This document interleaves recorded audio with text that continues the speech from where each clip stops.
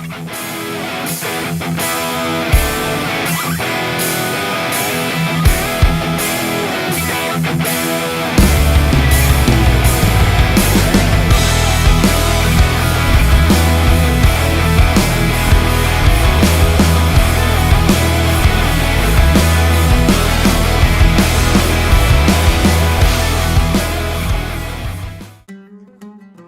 لله كما كيقولوا ربي حفظني.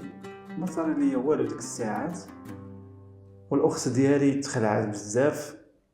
بقوه الخلعه الام ديالي. عندنا واحد الحاجه شعبيه معروفه، ماشي غير عندنا حنا في العائله بل كلش، ان شي واحد الا تخلع كيخصك تكويه بالبيضه سخونه، كتحطها له هنايا هاد البلاصه هذه، باش كيتخلع بديك البيضه وما كتبقاش فيه ديك الخلعه.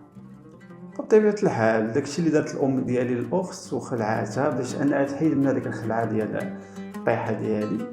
ومنين جا الاب ديالي عاودات له شنو وقع، قالت له راه الهام اللي هي الاخت ديالي راه طيحات محمد.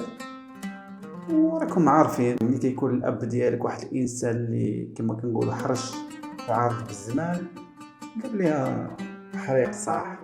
وهذه واحد المقوله اللي عند الاب ديالي غتبقى غاديه معايا ديما، يعني ملي كطيح كيقول لك بحال راسك صح. ما كاينش ماشي داك الاب اللي كيتخلع عليك بزاف، هو كيتخلع ولكن عارفين ان الدري الصغير ضروري غيطيح، ضروري غيبكي، ضروري يدوز من واحد المراحل باش كيولي من بعد راجل.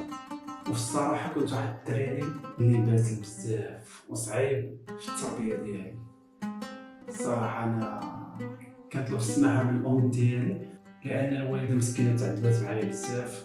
كنت صعيب بزاف في المعامله ديالي، ما كنتش كنسكت الدريا، وكنت واحد الانسان اللي عصبي منذ الطفوله ديالي، واحد الانسان اللي ما كيبغيش يمشي في الارض، يعني ما كيبغيش يجلس، ضروري خصهم يبقاو هازين في الدار ديالهم.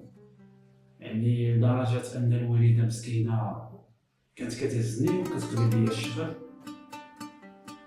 يعني بتخيل الام ديالك من الصباح وهي هزاك وكتقضي الشغل وفي نفس الوقت كتراري بك في الدار ديالها باش ما تبكيش.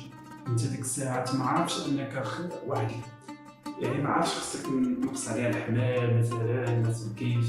ما كنتش عارف هذا الشيء كيما كاع الناس ما كيكونوش عارفين.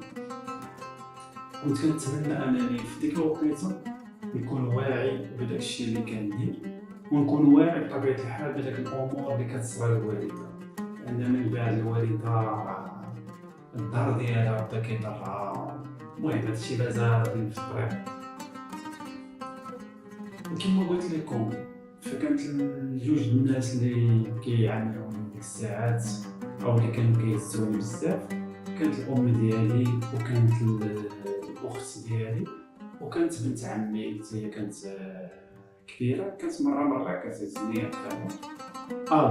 من بعد كتجي ديك المرحله ديال الاخت ديالك والام ديالك تيبغيوك تمشى، وكيبقاو يحاولوا معاك يشدوك من اليد ديالك هكايا، وكيبقاو ليك بديك الطريقه ديال واحد يلا هوبا باش تمشى، ولا كيشريو لك الكريسه هكايا كتركب فيها وكتحاول انك تبقى تمشى.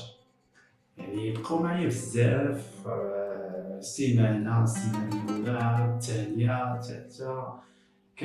كنحاول انا ديك الساعات كنحاول نشوف شنو داكشي اللي باغي يوصلوا ليه، فكتحاول انت دير واحد المجهود معاهم حتى جا النهار اللي غادي ندير فيه اول خطوه ديالي. كنتمشى تقريبا واحد المسافه ديال واحد المتر تقريبا. كان واحد الاحساس زوين بالنسبه للام ديالي والاخت ديالي، انهم كيشوفوك درتي واحد جوج خطوات ولا ثلاثه خطوات، وكتكون هذيك هي اول خطوات ديالك في الحياه، او اول خطوه كتمشي في الحياه. غير ايماجينيو معايا داك الشعور ديال الام ديالك وهي كتشوفك كتمشى قدامها، شي حاجه اللي بزاف.